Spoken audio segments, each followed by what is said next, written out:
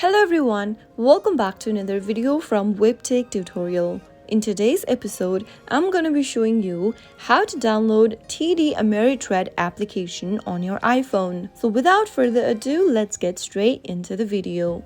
First of all, launch open your App Store and also make sure that you are connected to a stable internet. Once you open up your App Store, go to the search box and type in TD Ameritrade. Once you search for the application, look for this application from TD Ameritrade Mobile LLC.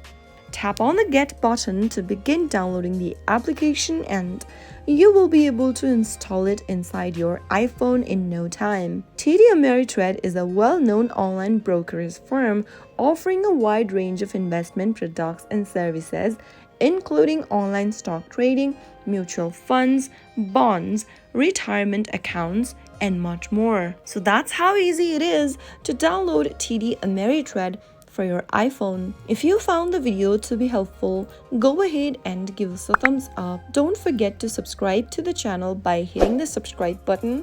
Also press the bell icon so that you'll never miss another upcoming upload from us. I will see you again in the next episode.